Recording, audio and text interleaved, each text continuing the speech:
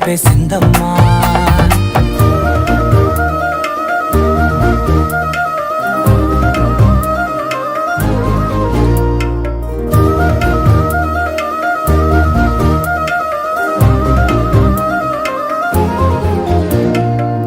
ఏకాంతాలన్నీ ఏకాంతం లేక ఏకరువే పెట్టాయే ఏకంగా.